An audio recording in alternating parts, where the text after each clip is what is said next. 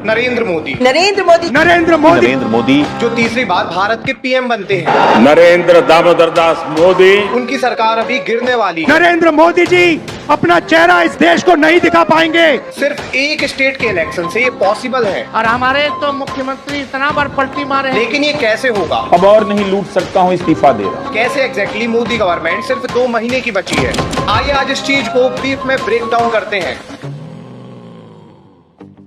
देखिए, कहानी की शुरुआत 19 अप्रैल 2024 को होती है, जब लोकसभा इलेक्शन की वोटिंग स्टार्ट होती है। ये वोटिंग 7 फेजेस में होनी थी और 1 जून तक सारी वोटिंग हो जानी थी। अभी तक 10 साल से मोदी गवर्नमेंट चल रही थी, तो इन्होंने एक बार फिर से हवा भरी थी कि इस बार ये 400 पार जाने वाले हैं। अब की बार अब देखिए, गवर्नमेंट का काम यही है कि वो अपनी पार्टी की हवा भरे कि वो जीतने वाले हैं, ताकि सारे लोग उनको वोट देने लग जाएं और उनकी पार्टी एक्चुअली में जीत जाए। पर दिक्कत वाली बात तब होती है जब ये बिकी हुई मीडिया 400 पार का एग्जिट पोल भी दिखाने लग जाती है। 401 पहुंच सकता है व्यूअर्स। ये सबसे बड़ी खबर इस वक्त की जो हमारे एग्जिट पोल से निकलकर, ये नॉर्मल नहीं था। एग्जिट पोल में 400 के पार सीट दिखाने का मतलब था कि एक्चुअली में सबको लगने लग गया था कि मोदी गवर्नमेंट 400 पार सीट इस बार ले जाने वाली है। बट फाइनली 4 जून का दिन आता है। 4 जून 2024 को इलेक्शन का रिजल्ट आता है। रिजल्ट में पता लगता है कि बीजेपी को 240 सीट मिली है और कांग्रेस को 99। अब ये काफी ज्यादा शॉकिंग था, क्योंकि ना बीजेपी ने अब सरकार बनाई थी, ना कांग्रेस ने सरकार बनाई थी। दोनों को पूर्ण बहुमत मिला ही नहीं था। अब इस पॉइंट पर कांग्रेस या बीजेपी में से कोई भी गवर्नमेंट बना सकता था, जिसके साथ छोटी छोटी पार्टीज मिल जाती, वही गवर्नमेंट बना ले जाता।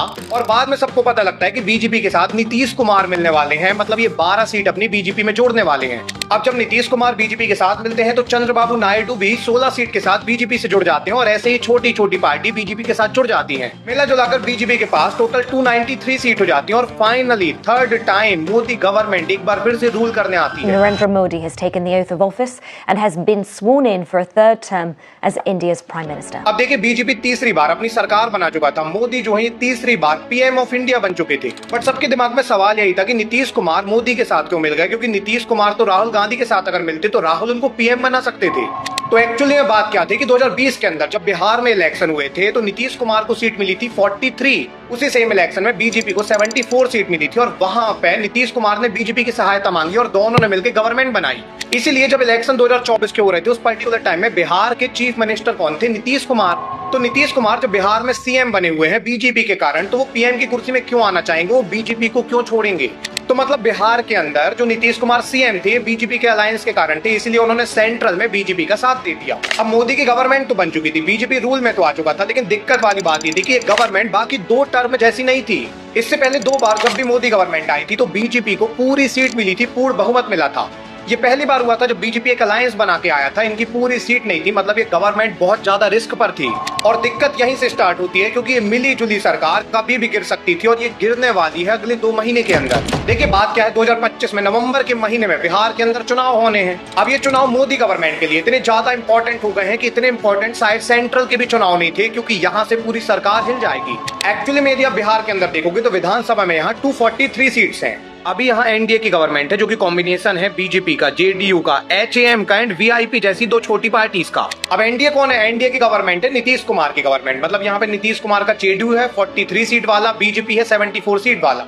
तो बेसिकली ये पूरी गवर्नमेंट जो बनी हुई है बीजेपी नीतीश कुमार को मिला जुलाकर बनी है। एंड नीतीश कुमार के पास, मतलब एनडीए के पास ओवरऑल 125 सीट है अभी बिहार के अंदर। अब अगर आप देखने जाओगे तो बिहार में इलेक्शन वही जीतता है जिसके पास 122 सीट रहती है, मतलब 4 सीट में नीतीश कुमार की सरकार गिर सकती है। और यही 4 सीट इस बार इलेक्शन में उलटफेर करने वाली हैं और यहां से ही सेंट्रल की गवर्नमेंट भी हिल जाएगी। हाइड्रोजन बम के बाद नरेंद्र मोदी जी अपना चेहरा इस देश को नहीं दिखा पाएंगे। एक्चुअली बात क्या है कि बिहार के अंदर लार्जेस्ट पार्टी जो है वो तेजस्वी यादव की है, जिनके पास 75 सीट मिली थी 2020 के अंदर। इनको 2015 में भी 80 सीट मिली थी, मतलब ये लगातार सबसे ज्यादा सीट लेके जाते हैं। इनके आसपास भी कोई नहीं रहता। इनके साथ राहुल गांधी की कांग्रेस है, जिनको 19 सीट मिलती है 2020 के अंदर, और ये महागठबंधन बनाते हैं बिहार में और इनके पास टोटल मिला जुलाकर 110 सीट है। अब देखिए, कमाल बात क्या है कि 2015 के अंदर बीजेपी को बिहार में सिर्फ 53 सीट मिली थी। 2015 में ही कांग्रेस को बिहार में 27 सीट मिली थी, मतलब कि कांग्रेस काफी अच्छा कर रही थी बिहार के अंदर। बट 2019 में सेंट्रल इलेक्शन जब हुए, तो यहाँ पे मोदी गवर्नमेंट को 303 सीट मिलती है सेंट्रल के अंदर। और ये इतनी ज्यादा सीट थी, इतना ज्यादा वो था कि राहुल गांधी उसके बाद डिसअपियर्ड हो जाते हैं, ये चले जाते हैं, ये कांग्रेस की लीडरशिप छोड़ देते हैं। बाद में जब बिहार के इलेक्शन हुए 2020 में, तो सेंट्रल का इम्पैक्ट बिहार में बहुत पड़ा। बिहार में सेंट्रल का इतना ज्यादा इम्पैक्ट पड़ा कि बिहार के अंदर 2020 में मोदी गवर्नमेंट को 53 नहीं बल्कि 74 सीट मिल गई। इसी सेम टाइम में कांग्रेस को 27 नहीं बल्कि 19 सीट मिलती है। मतलब मोदी गवर्नमेंट की 21 सीट बढ़ी और कांग्रेस की यहाँ पे 8 सीट कम हो गई। और कांग्रेस जो है 2019 में सेंट्रल में हो, बिहार के अंदर हो, मतलब ये नॉर्मल स्टेट से लेकर सेंट्रल तक हर जगह कोलैप्स कर चुके थे। बट यहीं पे पूरा पासा पलट जाता है क्योंकि कांग्रेस ने 2024 में अपना कमबैक किया। एक ऐसा कमबैक किया जहां पे इनको डबल सीट मिलती है 2019 के कंपैरिजन में। 2024 के सेंट्रल इलेक्शन में कांग्रेस को 99 सीट मिल जाती हैं। अब इन्होंने भारत जोड़ो यात्रा बस की थी और उसके बाद भी इनको 99 सीट मिल गई। और अभी जब बिहार का चुनाव आने वाला है तो इस बार तो वोट चोरी यात्रा ये कर रहे हैं। इस बार तो मुद्दा इतना बड़ा है कि एक्चुअली बिहार में गवर्नमेंट गिर सकती है। मतलब कि 2024 में जैसे सेंट्रल के अंदर कांग्रेस की सीट बढ़ी है, वैसे ही कांग्रेस की सीट अगर बिहार में भी बढ़ जाती है, साथ में बीजेपी की सीट जैसे सेंट्रल में घटी है, वैसे ही बिहार में अगर बीजेपी की सीट घटती है तो इसके बाद ज्यादा बहुमत किसके पास होने वाला है? ये होने वाला है महागठबंधन के पास, राहुल गांधी, तेजस्वी यादव के पास। अब ये चीज आपको मजाक लग रही होगी कि भाई इतना सारा कैसे हो सकता है, ये पॉसिबल ही नहीं है, ये कैसे हो जाएगा। बट ये एक्चुअली में नीतीश कुमार को सीरियसली लग रहा है, इसलिए उन्होंने महिलाओं के खाते में 10,000 डालने को बोला है बिहार के अंदर। अब आप सोचिए कि नीतीश कुमार इतना ज्यादा डर गए कि उन्होंने बोला कि वो 10,000 रुपए डालने वाले हैं महिलाओं के खाते में। इतना पैसा डालने के बाद एक्चुअली में पूरी गवर्नमेंट गरीब हो जाएगी, इनके पास फंड ही नहीं है इतने ज्यादा। बट इसके बाद भी इतना पैसा क्यों डालने वाले हैं? इसलिए डालने वाले हैं क्योंकि इनको लग रहा है बस चुनाव जीत जाएं, उसके बाद तो नहीं डालेंगे तो भी चलेगा, बस चुनाव जीतना है। बिहार विधानसभा चुनाव से पहले नीतीश कुमार की सरकार ने महिलाओं के लिए बड़ा ऐलान किया। तो नीतीश कुमार को भी लग रहा है कि उनकी सरकार गिर सकती है क्योंकि बीजेपी की सीट तो कम होने वाली है और कांग्रेस की बढ़ने वाली है सीट यहाँ पे, ये तो तय है। बट ये तो बिहार के इलेक्शन की बात है, बिहार में इससे चेंजेस होंगे, नीतीश कुमार की सरकार गिर जाएगी, सेंट्रल में इससे क्या इम्पैक्ट पड़ेगा? तो देखिए बिहार के चुनाव से सेंट्रल की पूरी गवर्नमेंट गिर सकती है क्योंकि ये पूरी गवर्नमेंट कनेक्टेड है बिहार से ही। एक्चुअली बात क्या है कि नरेंद्र मोदी के पास अभी 293 सीट्स हैं और इनकी गवर्नमेंट अभी सेंट्रल में है। अब अगर बिहार में महागठबंधन की सरकार जीत जाती है, मतलब नीतीश कुमार हार जाते हैं, तो नीतीश कुमार इसके बाद कांग्रेस से आके, महागठबंधन से आके मिल जाएंगे। ये राहुल गांधी को बोलेंगे कि एक बार फिर से मुझे आप सीएम बना दो बिहार का, मैं आपके साथ मिल जा रहा हूँ। और राहुल गांधी ऐसा कर भी देंगे। राहुल गांधी नीतीश कुमार को बिना किसी सवाल जवाब के सीएम बना देंगे एक बार फिर से बिहार का। अब अगर ये इनको बिहार का सीएम बना देंगे तो इनसे बोलेंगे कि हमने आपको सीएम बनाया है, आप सेंट्रल की 12 सीट हमको दे दो। वेल, नीतीश कुमार काफी आसानी से अपनी 12 सीट मोदी गवर्नमेंट से खींच के कांग्रेस गवर्नमेंट को सौंप देंगे।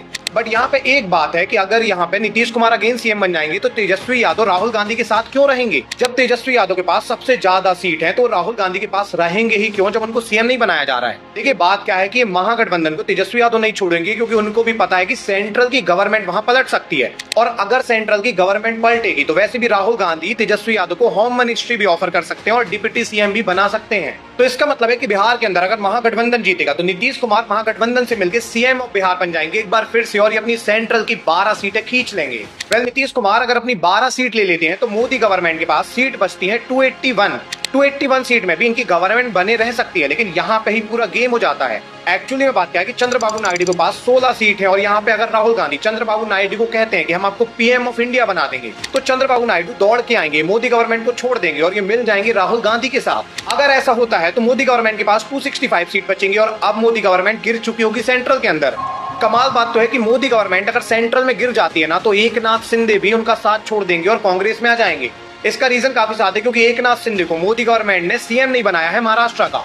एकनाथ शिंदे के पास 7 सीटें हैं, इसके बाद भी ये महाराष्ट्र में डेप्यूटी सीएम बने हुए हैं। अब अगर ये कांग्रेस में आएंगे तो कांग्रेस इनको महाराष्ट्र का सीएम पद दे देगा। तो बिहार के इलेक्शन अगर महागठबंधन जीतेगा तो बीजेपी के पास टोटल सेंट्रल में जो सीट है वो बचेंगे 258। और हमारे तो मुख्यमंत्री इतना बार पलटी मारे हैं कि उनका दिमागे चकड़ी आ गया है। और यहाँ पे इंडिया अलायंस के पास ज्यादा सीट हो जाएंगी, उनकी गवर्नमेंट आ जाएगी, कांग्रेस आ जाएगी रूल में। हालांकि पीएम ऑफ इंडिया इसके बाद भी चंद्रबाबू नायडू बनाए जाएंगे क्योंकि चंद्रबाबू नायडू को ये जब ऑफर करेंगे तब भी तो वो छोड़ के यहाँ आएंगे। अब देखिए हो सकता है कि आपको ये सब स्पेकुलेशन लग रहा है कि ये सब मैं क्या बोल रहा हूँ, ये थोड़ी हो सकता है, ये सब मैं ड्रीम कर रहा हूँ। बट एक्चुअली में ऐसा हो चुका है इंडिया के इतिहास में। 1977 के टाइम ऐसा ही कुछ हुआ था। देखिए बात है 1975 की। 1975 के समय इमरजेंसी डिक्लेयर कर देती है इंदिरा गांधी।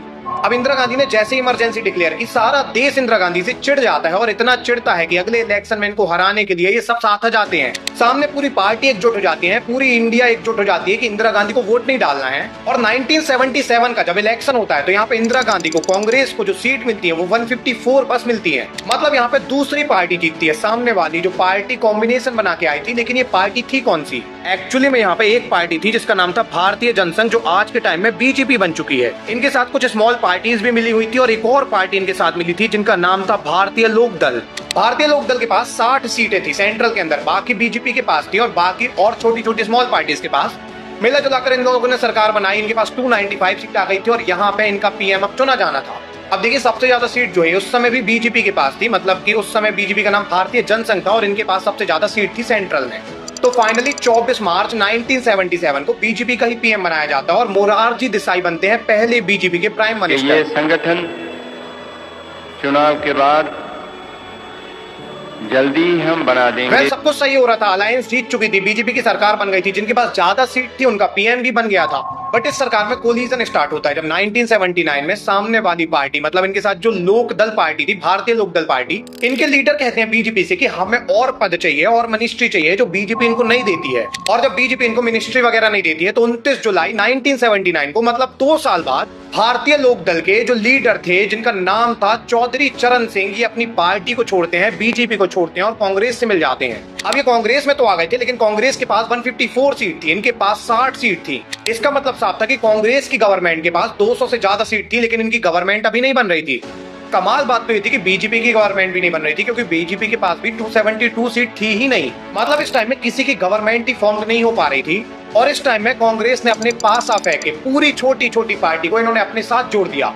कांग्रेस की सीट जैसे ही 272 पार करी, कांग्रेस की एक बार फिर से गवर्नमेंट बन गई 2 साल बाद। बस कमाल बात तो ये थी कि कांग्रेस के पास 154 सीट थी, इसके बाद भी इंदिरा गांधी पीएम नहीं बनती, जबकि सबको लगता है कि Indira Gandhi PM of India बनेंगी एक बार फिर से। बट यहाँ पे इंदिरा गांधी पीएम नहीं बनती, यहाँ पे पीएम बनाया जाता है चौधरी चरण सिंह को। एक्चुअली में चौधरी चरण सिंह बीजेपी को छोड़ के इसलिए कांग्रेस में आए थे क्योंकि कांग्रेस इनसे लगातार कह रहा था कि हम आपको पीएम बना देंगे, आप हमारी पार्टी में आ जाओ। साथ में चरण सिंह ने जब बीजेपी से मिनिस्ट्री मांगी तो उन्होंने मना कर दिया, तो ये फटाक से कांग्रेस में जाके मिल गए। और भारत के इतिहास में ऐसा पहली बार होता है जब लोकसभा के अंदर 543 सीट्स होने के बाद भी देश में एक ऐसा पीएम बनता है जिसके पास 60 सीट बचती। मतलब ये क्या हो चुका था। वेल आज राहुल गांधी भी शायद यही ट्राई करना चाहते हैं कि कांग्रेस के पास भले ही 99 सीट हैं, बट अगर इनके साथ नीतीश कुमार और चंद्रबाबू नायडू आते हैं तो ये चंद्रबाबू नायडू को भी पीएम बना सकते हैं, बस इनको बीजेपी की गवर्नमेंट गिरानी है। आपको क्या लगता है कि 1979 जैसे एक बार फिर से नवंबर के महीने में 2025 में बीजेपी की गवर्नमेंट गिर जाएगी और कांग्रेस आ जाएगी? कमेंट सेक्शन में जरूर से बताइएगा। अगर आपको ये वीडियो पसंद आई है तो अगली वीडियो का सजेशन दीजिए मुझे किस टॉपिक में बनानी चाहिए। इवन ये वीडियो अगर आपको पसंद आई है तो राहुल गांधी की ये वीडियो देखिए, आपको बहुत ज्यादा पसंद आएगी। मिलेंगे किसी अगली वीडियो में, तब तक के लिए धन्यवाद।